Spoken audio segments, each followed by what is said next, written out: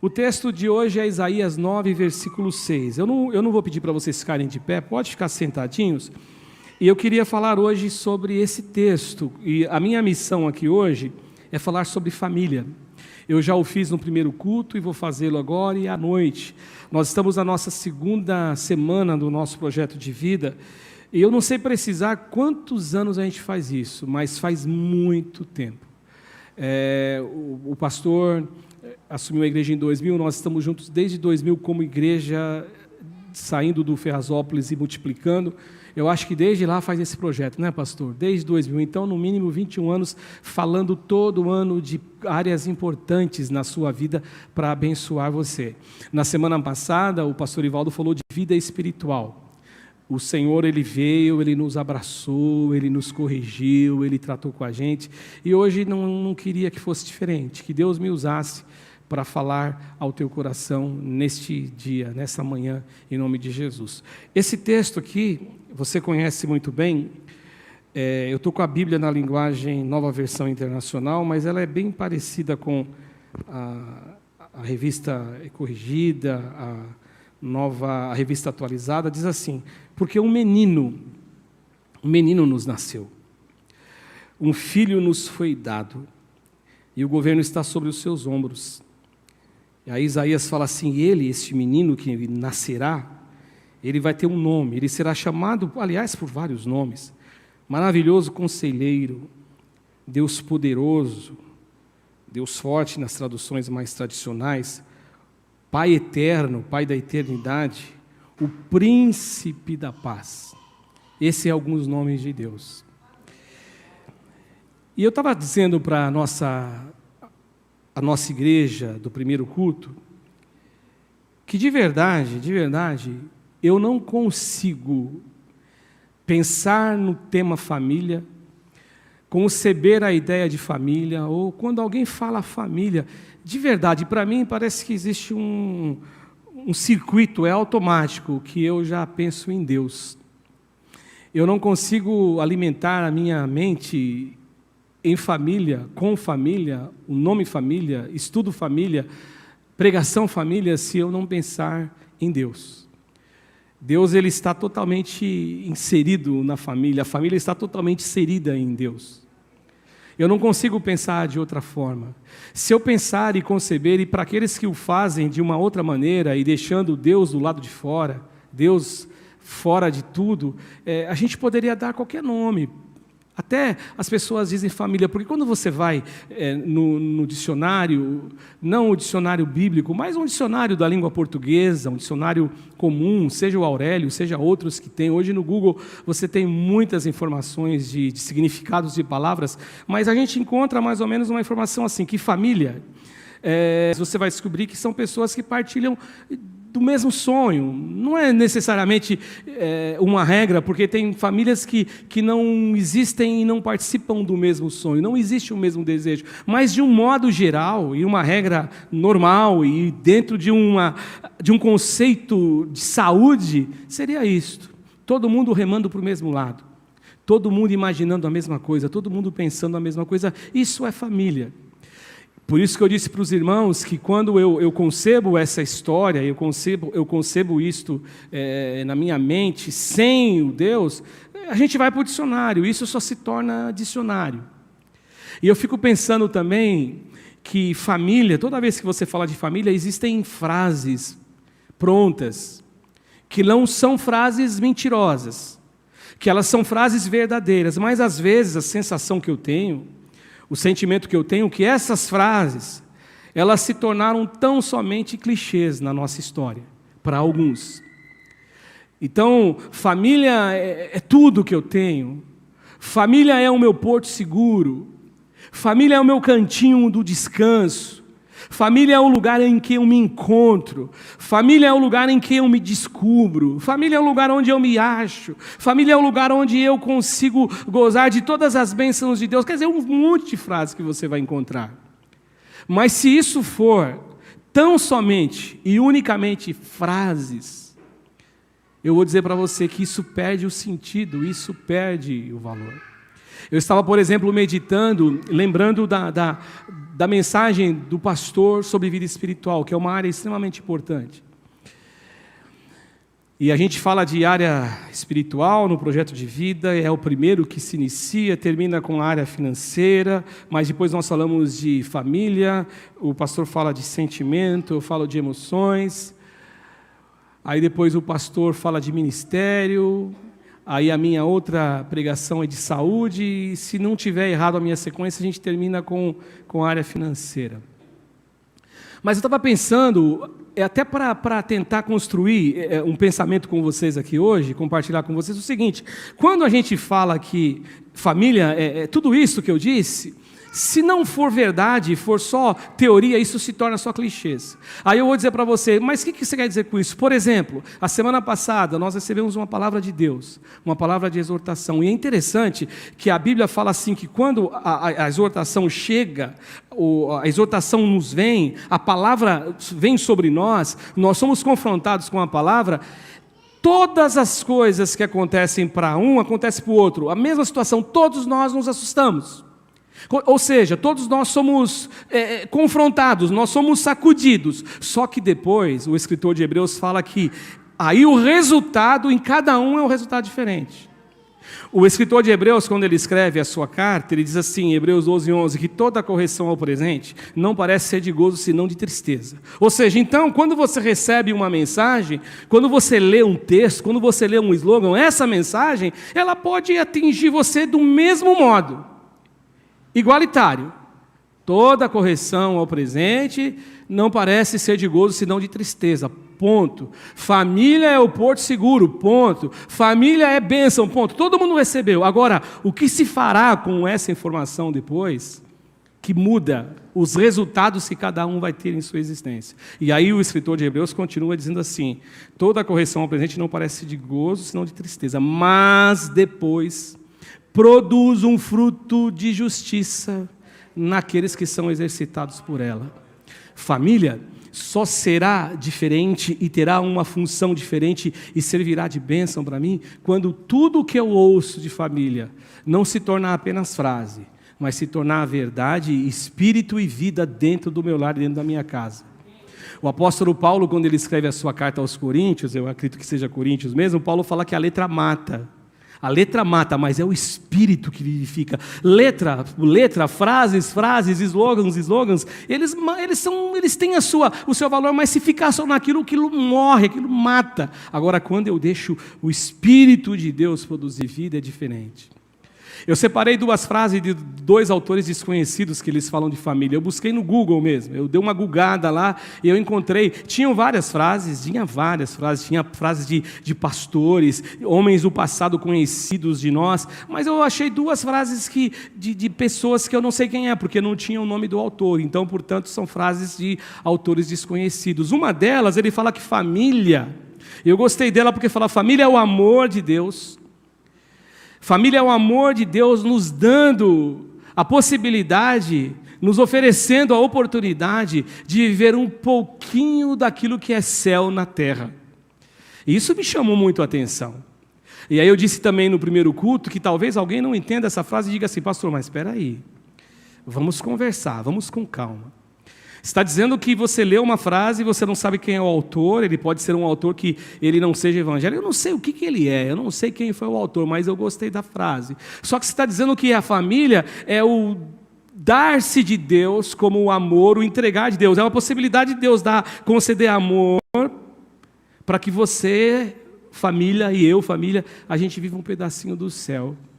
Aí as pessoas vão dizer assim, mas espera aí, pastor, lá na Bíblia, na tua Bíblia que você prega, tem uma passagem no Evangelho que Jesus está discutindo com religiosos, Jesus está ensinando, e Jesus sempre causava, onde Jesus chegava, ele causava um alvoroço, uma divisão, porque as pessoas, na verdade, seguiam, outros não, e aí os saduceus que não criam que exista ressurreição, e é bom que se diga, abrindo um parênteses aqui, se nós não existirmos como pessoas que creem na ressurreição, e se a ressurreição não for realidade, Paulo apóstolo diz que a nossa fé ela é vã, não serve para nada, nós estamos perdendo tempo aqui, mas a ressurreição é real. A pastora Kátia falou aqui, Jesus morreu e no terceiro dia ele ressuscitou. Quando as mulheres foram lá no túmulo, acharam lá o quê? O túmulo vazio, a pedra removida, os lençóis arrumadinhos, ele não estava lá, porque ele ressuscitou, como ele disse, olha, destruam esse templo, e os discípulos achavam que eles falavam do templo de Jerusalém, que depois de 3 dias eu vou reconstruí-lo, que foi uma das coisas que serviu para a condenação de Jesus no Sinédrio, naquela palhaçada daquele juízo, mas que tudo Deus já estava encaminhando. Mas a grande verdade é que os saduceus disseram assim, olha, no nosso grupo aí, no nosso meio, Jesus, mestre, existia uma mulher que se casou e o marido dela morreu. Como ele tinha irmão, o irmão suscitou a semente do irmão, e ele casou, e a mulher era uma viúva negra, ela casou e o cara morreu também. Veio o terceiro, veio o quarto, veio o quinto, veio o sexto e veio até o sétimo, todos morreram, lá no reino dos céus. Quem será o marido dessa mulher, sendo que todos foram o marido dela aqui na terra? E aí Jesus falou assim, meninos, como vocês são perdidinhos, né? Lá no céu, não existe casamento. Lá no céu, não tem marido, não tem mulher. Por isso que eu tenho que curtir a Valéria pra caramba aqui, porque eu não sei se ela vai me conhecer lá como marido dela, mas Jesus falou que não tem, eu não sei como que é isso, eu não sei dizer. Mas ele disse assim, lá no céu nós somos como anjos. Então, pastor, o que você está pegando essa frase para dizer que Deus dá oportunidade para nós vivermos em família, gozando um pouquinho do fruto do amor, da graça de Deus, disto que Ele oferece? Sabe o que essa frase, como é que eu interpretei essa frase, e como ela foi lida por mim, e como eu a sublinhei, e como ela fez marca no meu coração? É viver o amor, é viver a graça, é viver perdão, é viver misericórdia, é viver abraço, é viver compreensão, é viver isso. E isso tudo é o que Jesus é. O verbo que se fez carne, ele trouxe luz ao mundo e ele foi um cara que amou, e é essa oportunidade que Deus dá para viver. E se eu não amo a minha família, diz Paulo que eu sou pior do que o incrédulo se eu não cuido bem da minha casa. Outra frase que eu anotei aqui é que a família não nasce pronta. A família é construída, a família ela é vivida. Quando nós casamos, cada um vem de um lar, cada um vem de um estilo de vida. E às vezes nós temos alguns choques, mas nós vamos construindo. A família ela é construída. Só que o autor dessa frase diz assim, que não existe um laboratório melhor do que a família, onde a gente aprenda a exercer o amor. Então, gente, eu vejo tudo isso porque Deus é amor. Deus é a encarnação do amor. Deus ele ama, na verdade, ele ama e ele é amor. Não dá para a gente pensar em Deus fora do amor. Por isso que eu coloquei o título nessa mensagem. Deus e família, família e Deus. Porque é tudo junto. Deus está na família para quem deixa ele entrar. A família está em Deus. Agora, nós ouvimos frases assim, e como eu disse no início, elas são frases verdadeiras. Elas não são simplesmente clichês para quem deixa o Espírito operar. A família é o porto seguro. Quantas vezes você ouviu falar isso? Família é o porto seguro, e é verdade, ela é. Mas acontece, gente, que a gente, às vezes, nós temos uma coisa muito ruim, uma coisa muito, muito estranha, o ser humano, na sua história, na sua construção de vida, que fere aquilo que Jesus ensinou. Porque quando eu leio João, no Evangelho de João, no capítulo 13, João ele fala assim, quando ele começa no capítulo 13, narrando aquele encontro de Jesus, no último encontro que Jesus teve com vida, com os discípulos na Páscoa, que Jesus morreria na cruz. Mas Jesus está no cenáculo, naquele lugar que o dono deixou eles ficarem ali eles estarem. Quando Jesus vai lavar os pés dos discípulos, Jesus, a Bíblia fala assim, João, o discípulo do amor, um discípulo que agora já é um discípulo idoso, falando, escrevendo as histórias, falando alguma coisa a respeito do que ele vivenciou. Ele diz o seguinte, ora, como Jesus... Até colocou lá, eles colocaram para mim o texto. Um pouco antes da festa da Páscoa, sabendo Jesus que havia chegado a sua hora de partir para o Pai, tendo amado, o que está escrito aí? Os seus, que estava no mundo, ele fez questão de amá-los como? Até o fim, até a última oportunidade, abraçar eles, conversar com eles, colocar a cabeça de João aqui no peito dele. E aí nós não aprendemos com Jesus o que eu vou dizer agora, porque muitas vezes nós, se nós não nos policiarmos, nós tratamos melhores as pessoas do nosso trabalho, com mais paciência, com mais carinho, com mais zelo, os nossos amigos, os nossos irmãos na igreja. E quando a gente chega em casa, é um tratamento desqualificado, é um tratamento onde se perde, a impressão que dá, que se perde o referencial de pai, o filho que trata o pai de um modo áspero, o pai que trata o filho de um modo áspero, com austeridade, com amargura, e a gente esquece. E só que quando você vê aquele personagem fora da casa, do teto, ali debaixo do teto, ele é um outro personagem. Conta-se a história, eu disse também no primeiro culto, eu acredito que seja uma ilustração, que o pastor estava pregando numa igreja pentecostal, e ele pregando, e ali um poder de Deus fluindo, e aquele povo glorificando, e aí o filhinho, ele sai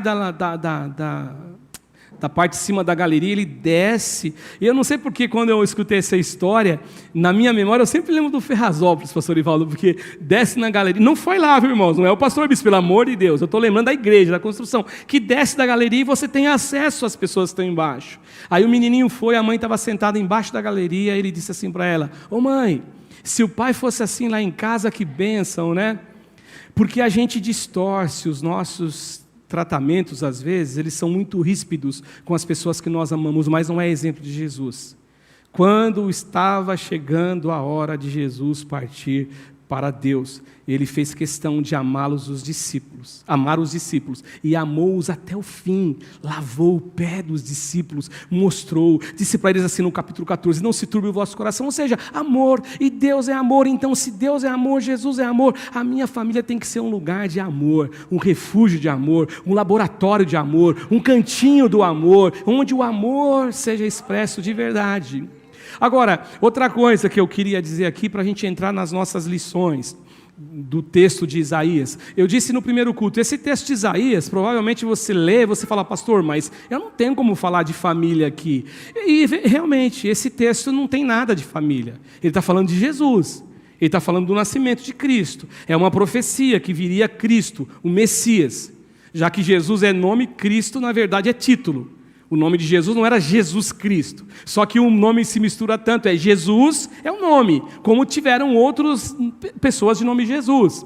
Me lembro quando nós tocamos aqui no Teatro de São Bernardo, aqui no Paço Municipal, quando nós tocamos lá, e aí a gente pregando, cantando, Jesus está aqui, Jesus está aqui. O meu tio, que já é falecido, e depois ele se tornou um cristão, ele era muito palhaço. E aí ele foi me cumprimentar, no final da nossa reunião, ele falou assim: Cássio, vem aqui, cara, você é um profeta mesmo, né? E eu me achando que ele estava entendendo tudo, ele virou para mim e falou assim: você falou que Jesus estava aqui? Eu falei: ele está, olha ele aqui, eu trouxe ele. E o nome do rapaz era Jesus.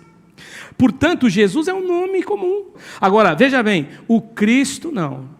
O Cristo é título, é o Messias, é aquele que nasceria para abençoar você, para abençoar a mim, aquele que viria ao mundo para mudar a nossa história, e aquele que viria inclusive para abençoar a nossa família, a minha casa e a tua casa. Agora, o texto realmente ele não fala sobre família, mas a aplicação que eu quero fazer hoje com você aqui hoje é sobre família. Agora, olha que interessante, eu me lembro que um dia no bairro Suíço, a nossa sede regional da igreja do reverendo Luiz Carlos Eidan, eu entrei na igreja, e ele tem um mural lá na igreja, que fica lá no fundo da igreja, e naquele dia tinha uma frase lá. E quando eu bati os olhos naquela frase, aquela frase também, foi diferente. Não era um texto bíblico, mas era uma frase que dizia assim: não existem famílias perfeitas. Eu não me lembro da frase toda, mas eu me lembro que isso me foi sublinhado na minha mente. Não existem famílias perfeitas. E agora, diante desse dilema? Porque não existe mesmo. Se você perguntar para minha esposa, ela vai dizer: ele não é perfeito. Se você perguntar para mim, ela não é perfeita. Se você perguntar para os meus filhos, dos meus filhos, eu vou dizer sempre como eu sempre digo: graças a Deus, Deus me deu bons filhos, mas eles não são perfeitos. Eles não são perfeitos. Se você me perguntar onde Deus te colocou para existir como ser humano, como homem, e gozar dessa alegria de ser um pai, de ser um avô hoje, e de ter uma família, de ter irmãos, eu vou dizer para você, olha, Deus me deu essa graça, mas eu não enxergo perfeição, nem em mim, mas eu enxergo, sabe o quê? Eu enxergo o Cristo ressuscitado, que vive, que reina sobre as nossas famílias. Então, como que a gente resolve esse problema? A primeira coisa para a gente resolver esse problema, eu marquei algumas lições, eu vou ser rápido, eu preciso saber uma coisa. Alguém fala assim, a minha família não tem jeito, eu vou dizer para você, tem jeito. Quantas vezes você ouviu o pastor Ivaldo falar que quando chega alguém no consultório clínico ali, na clínica pastoral, melhor, dizendo, e ele chega lá e as pessoas querem se separar, e ele fala, não, isso não é uma opção, e é verdade. A gente não está pregoando aqui que nunca aconteceu, que nunca mais acontecerá, mas não é uma opção, a gente sabe disso. A gente sabe disso. Aí a pessoa diz assim para nós, não tem mais solução a minha família. Tem solução, em Cristo tem solução. Em Jesus tem solução. Agora, o que eu preciso saber para isso? Em primeiro lugar, que eu tenho um Deus que luta em meu favor, que eu tenho um Deus que é ao meu favor. E aí é o texto do profeta, no capítulo 9, no versículo 6, logo no comecinho, porque um menino nos nasceu, e um filho se nos deu. Eu vejo aqui dádiva. E foi isso que aconteceu mesmo. Talvez o profeta Isaías, usado por Deus, ele escreveu, ele não saberia explicar como que seria. Ele falou, um menino nos nasceu e um filho se nos deu. Dádiva, Deus nos deu um filho. Esse filho nasceria para se dar por nós, para ser entregue por nós, para morrer por nós. Então, se ele é uma dádiva para a família. É uma dádiva para a família. Abrindo um parênteses aqui, você sabe que é interessante isso a respeito de Jesus, né? Jesus, dizem alguns estudiosos, que Judas Iscariotes, ele traiu Jesus, ele traiu Jesus com aquelas moedas, já que ele era o tesoureiro lá do ministério de Jesus, porque ele ficou revoltado com Jesus, dizem alguns. Porque ele pensava que Jesus viria para destronar Roma. Era essa a ideia deles. Por quê? Porque, na verdade, Jesus, quando ele estava discutindo com os religiosos diziam assim, você é maior do que Moisés? Moisés, nós somos de Moisés, somos discípulos de Moisés. Lembra quando Jesus curou aquele cego de nascença? Que os discípulos perguntaram assim para ele, quem que pecou? Ele ou os pais para que ele nascesse cego? Eles já queriam inventar uma teoria. Jesus falou, não, nem o pai nem ele, isso aí é para a glória de Deus, é para manifestar a glória de Deus. E quando aquele cara é curado, os religiosos ficam furiosos porque Jesus curou aquele cara. E num determinado momento, eles perguntam para o pai, ele era cego, ele nasceu cego, e os pais com medo da opressão da religião, ainda dentro do nosso parênteses, o que eles fizeram? Não sei, ele é grandinho, pergunta para ele, com medo dos religiosos. E quando eles chegaram no menino, ele falou, por favor, nos conte. Eles só faltaram dizer para o cego, pelo amor de Deus, nos conte, você foi curado mesmo? Você era cego, aliás, você era cego? Eu fui curado. E quem te curou? Foi um cara lá, um homem lá, eu só sei que eu era cego e eu sou agora curado. Por um acaso vocês também querem ser discípulos dele? Vocês estão perguntando tanto? Aí o negócio ficou feio. Aí os caras disseram assim, não, o discípulo dele é você. Nós somos discípulos de Moisés. Sabe o que acontece, gente? O que Moisés fez com a nação de Israel? Ele destronou quem? Faraó, não foi? O povo não estava escravizado? O que eles tinham na cabeça como o nascimento de Jesus? Que Jesus destronasse Roma, tomasse o reino, como foi com Moisés. Só que Jesus falou assim, o meu reino não é esse reino. O meu reino não é o reino, eu não estou aqui para disputar com Herodes, eu não estou aqui para brigar com Roma, eu estou aqui para conquistar um terreno, aliás, um reino, que é dentro do coração de vocês, para mudar a vida de vocês. Então esse Jesus que nasce, agora eu fecho parênteses aqui, esse Jesus que nasce sob essa condição, foi para se dar. Jesus morreu na cruz, Jesus se ofereceu por você, Ele pagou o nosso pecado, Ele morreu a nossa morte. Portanto, se Ele fez isso, a família está englobada em todas essas sortes de bênçãos celestiais que Paulo fala em Efésios, ou seja, Ele morre em nosso favor. Então eu tenho um Deus que nasceu como um menino, no ventre de uma mulher, que brincou, que foi carpinteiro, mas esse Deus que projetou a família é o Deus que nos ensina a viver numa família imperfeita, a possibilidade verídica de sabermos que nós temos Ele ao nosso favor. Esse é o Deus, porque Ele quer nos ver felizes. Uma segunda lição aqui para entender isso, com base nesse texto, é que eu preciso saber que eu tenho um Deus que pode e deve governar o nosso lar. Quando eu falo eu tenho um Deus que pode, eu estou dizendo assim que eu tenho um Deus ao nosso favor, que é o Deus Todo-Poderoso. Todo-Poderoso, porque um menino nos nasceu, um filho nos foi dado, e o governo está sobre os seus ombros, ou seja, todo o governo está sobre os ombros dele. Ele é o príncipe que governa, o rei que governa, tudo é sobre ele, ou seja, ele tem todo o poder. Agora, quando eu digo que ele é um Deus que pode e deve, o pode se refere a Deus, ou refere-se a Deus, é o Deus Todo-Poderoso, o Deus que abençoa, o Deus que nos muda, o Deus que nos trata, o Deus que transforma, o Deus que muda e nos lapida. Agora, quando deve, já cai na nossa jurisdição humana, se eu permito, se eu deixo. Lembra que eu falei no começo da mensagem do pastor Ivaldo? A correção é para todos, é igual, é o mesmo impacto. Agora depois são caminhos diferentes. Vai produzir um fruto pacífico de justiça naqueles que permitem ser exercitados por ela, corrigidos, e aqueles que cerram o coração e fecham o coração, não. Então esse Deus aqui, Ele tem poder para isso. Ele tem poder de mudar a história da nossa casa. Ele tem poder para mudar a história do nosso lar. Ele é o Deus poderoso. Vocês já ouviram o pastor Bispo contar, o pastor Ivaldo contar, que quando o pastor Bispo não era um homem de Deus, ele tinha um vício de beber, ele vivia embriagado, e um dia no poço, a pastora Maria, que o Senhor já a levou, a recolheu, estava sentada no poço, tentando tirar a vida, tinha só o Silvio, e aí na hora ela não fez, e uma pessoa disse para ela assim, vá na igreja dos crentes que as coisas resolvem. Não é que a igreja dos crentes vai resolver, o poder de Deus vai resolver, porque aonde está o poder de Deus, há a solução, a paz, a graça, a misericórdia, a perdão, a manifestação das coisas que são de Deus mesmo. Ou seja, então em contrapartida é isso. É o governo. O governo não existe com leis. O governo é formado por coisas que você deve obedecer, por regras. Ou seja, então o governo está no nosso lar. Eu preciso seguir as suas leis, suas vontades. Eu preciso deixar manifestar essa graça, essa unção e esse poder. Aí você fala assim, poxa pastor, mas é tudo tão bonito, né? Quando a gente prega. É verdade. É tudo tão bonito. Mas se for só bonito, ele vai ser clichê só slogan, e aí não adianta.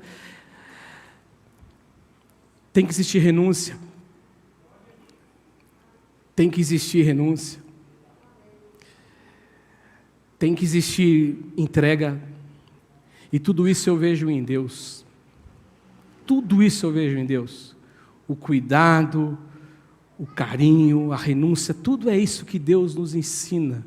Portanto, para uma família ser perfeita, ela precisa deixar que esse Deus que nos foi dado, que nasceu, seja aquele que tenha o governo na nossa casa e no nosso lar. Um dia a pastora Kátia disse uma frase, que essa frase ela ficou registrada no meu coração até hoje, eu nunca mais esqueci dessa frase. É bem interessante isso, né? Você ouve mensagens, e hoje eu estou pregando, hoje é dia 16, né? 16 de janeiro. Talvez se você chegar para mim e me perguntar lá em novembro, Giane, pastor, lembra que lá em 16 de janeiro você pregou? Eu vou falar assim, se eu não for sincero, eu vou falar, eu lembro. Aí se você for mais fundo e falar, tá bom, o que o senhor pregou? Aí você quebra minhas pernas, não sei. Às vezes a gente não lembra. Mas eu quero dizer para você, mas foi o alimento para mim naquele dia 16. Serviu para mim para fazer com que eu fique de pé. Agora algumas frases não, algumas pregações não, elas são especiais. Elas representam aquele encontro que você teve com a tua namorada que se tornou tua mulher, você nunca esquece. Quer um exemplo pior? Representa o 7-1 da Alemanha contra o Brasil, você nunca esquece onde você estava, para quem gosta de futebol. Eu lembro onde que eu estava, com quem estava, que hora que estava, porque marcou. Agora, pegando o exemplo legal, esquecendo a derrota do Brasil para a Alemanha, A pastora Kátia disse assim uma frase, eu guardei no meu coração, que a nossa casa, e aí a casa aqui é família, ela deve ser uma continuação da casa de Deus. Ou seja, em outras palavras, Deus ele pode e ele deve governar o meu lar. Aí eu ouvi uma vez uma outra frase, e essa frase foi o reverendo Caio Fábio que disse que a cruz do Evangelho, ela tem que ser erigida em cada cantinho da nossa casa, em cada cômodo da nossa casa, ou seja, é Deus governando a nossa casa. Como que eu faço então para resolver essa questão da realidade da família imperfeita, pastor, e ainda gozar da bênção de Deus? Eu preciso saber uma coisa, que Deus ele é conselheiro. É isso que diz o texto de Isaías, porque um menino nos nasceu e um filho se nos deu, e o principado está sobre os seus ombros, e o seu nome será maravilhoso conselheiro. Olha que interessante, ele é conselheiro. O salmista, quando você lê o Salmo 1, ele vem com uma advertência, ele fala assim: bem-aventurados, felizes são aqueles que não andam segundo o conselho de quem? Dos ímpios. Quantas vezes você já ouviu também alguém dizer o seguinte, que aí a menina ela se converte, ela vem para a igreja, aceita Jesus, o casal vem, jovens, eles são cristãos, mas toda a família não tem nenhuma pegada cristã, eles não são, né? Eles são mais daquele assim, escreveu e não leu, o pau comeu. Aí a menina, o marido faz alguma coisa que a decepciona. Aí ela vai se aconselhar com quem? Com a família. Aí o que a família fala? Larga esse traste. Abandona esse cara aí. Ah, se fosse eu já tinha dado um chute nele. Se fosse eu já tinha feito isso. Conselho. Há um ditado que diz assim, que se conselho fosse bom, não se dava. Fazer o quê? Vendia. Mas por que ninguém ganha dinheiro? Porque todo mundo quer dar conselho para a gente, né? Mas eu quero dizer para você que tem a tua família, existe um Deus que foi dado a você, um Deus que se doou a você, um Deus que ele nasceu numa forma humana para abençoar você, que ele é conhecido como um dos nomes, como um maravilhoso conselheiro. Aquele que tem todo o conselho a você, aquele que vai dar sabedoria a você, toda a palavra dele será abençoadora, todo o preceito de Deus será abençoador. Gente, tudo que Deus pede é bênção para nós. Tudo que nós fizermos que Deus nos pede será abençoador para nós. Uma outra coisa, uma quarta lição aqui que eu marquei, como que eu resolvo isso? Eu tenho que saber que além de ter um Deus que nos foi dado, um Deus que foi apresentado a nós, que é um Deus ao nosso favor, além de saber que Ele pode e deve governar o nosso lar, que Ele é conselheiro, eu tenho que saber que Ele tem todo o poder. É o que está escrito aqui, ó. E Ele será chamado maravilhoso conselheiro. O que está escrito depois? Deus poderoso. E em algumas traduções, como a Rita falou, o Deus forte. O Deus poderoso, o Deus forte, o Deus que não vacila, o Deus que pede para você, olhe para mim, o Deus que diz para você, olha, eleva os meus olhos para os montes, de onde me virá o socorro? Meu socorro vem do Senhor, que fez o céu e a terra, não deixará você vacilar, os teus pés vacilarem, Ele não vai te abandonar, Ele estará com você, Ele guardará a tua entrada e tua saída. Se Ele guarda a entrada, Ele guarda a saída, quando eu entro no lar, Ele está comigo, Ele guarda a minha casa. É esse Deus poderoso, esse Deus que nasceu na figura humana, esse Deus que tomou forma humana. É o Deus que foi dado a mim e para você, para que a gente tenha uma família abençoada. Esse Deus que tem todo o poder do quê, pastor? Poder para curar feridas. Eu estava contando de manhã aqui que eu estou lendo o livro do Max Lucado. Fazia tempo que eu não lia o livro do Max. E eu ganhei um livro da Camilinha no Natal, de Amigo Secreto, e eu estou lendo esse livro, estou finalizando, mas uma das histórias que ele conta sobre essa questão dessa revelação, dessa manifestação desse Deus em nossa vida, ele fala a respeito dessa questão do poder de Deus em perdoar, em curar, em restaurar. Ele conta que ele comprou um celular novo, e ele sempre foi meio assustado com tecnologia, ele tinha aquele celular de flip, aquele que você abre, que... Sabe qual que é, né? Que eu tinha tanta vontade de ter aquele celular, hoje se alguém me dá, eu falo, o que eu faço com isso, né? É um celular que nem o ladrão quer ele, porque uma vez um irmão aqui na igreja foi assaltado, e ele estava de manhã, ele tinha R$5 no bolso e o celular. Aí quando o ladrão pegou ele para roubar, ele falou, ó, passa aí, perdeu, passa aí. Ele falou, olha, eu fui comprar pão na padaria, eu só tenho R$5 no celular, passa o celular. Aí que ele deu o celular pro ladrão, ele aquele lá, sabe o que o ladrão falou para ele? Não é mentira minha não. Ô tio, vamos fazer o seguinte, para não ficar ruim nem para mim, para você, fica com o celular e me dá os R$5. Nem o ladrão queria aquilo. Imagina o cara chegando lá no comando dele lá, roubei o celular. O que é isso, cara? Você queimou nosso filme. Olha o roubo que você fez. E esse pastor, o Max, ele pegou, comprou um celular e ele falou assim, pô, deveria ter levado para a equipe de tecnologia para bloquear tudo, para não ter acesso a nada. E aí quando ele clicou lá, entrou lá no negócio, todo vendo lá, googando, aí apareceu uma mulher daquele jeito, né? Até ele fala assim que o tempo que ele olhou foi muito pouco, mas o muito pouco foi muito tempo para ele ter olhado aquilo. E ele tomou um susto, e ele travou aquilo e fechou. Quando ele foi lá na tecnologia, o pessoal tinha ido embora na empresa. E ele chegou todo feliz em casa e colocou o celular, que nem eu coloquei aqui, e aí a mulher dele na cozinha, celular novo, Hamburgo. Quando ela clicou assim, quem estava lá, que ele não tirou? Mulher. E aí ele falou, olha, eu tive uma noite, ele falou, eu não soube explicar, eu sabia que eu não tinha culpa, mas eu tinha, mas não tinha, ela não ia entender, eu não consegui, ela chorou, e eu falei, e agora? E a gente passou uma noite muito ruim, eu nem dormi direito, provavelmente ela também não, ficou uma situação muito, muito estranha, muito complicada.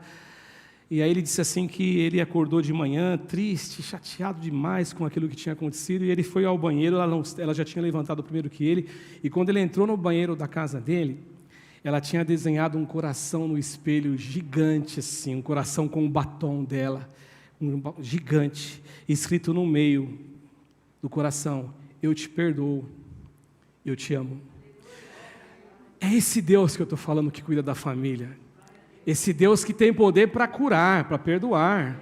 Quem nunca errou? Quem nunca falhou? Eu não estou aqui pregando para você ficar vendo coisa que não é para fazer não, viu, irmão? Mas ele foi sem querer, o que ele diz. Mas ela perdoou. Esse Deus, ele pode nos mudar, ele pode nos transformar, ele pode nos lapidar. É o Deus que nos permite olhar para o Salmo 139 e dizer, poxa, Senhor, e fazer a oração do Davi, Senhor, vê se há em mim algum caminho mau e guia-me pelo caminho eterno.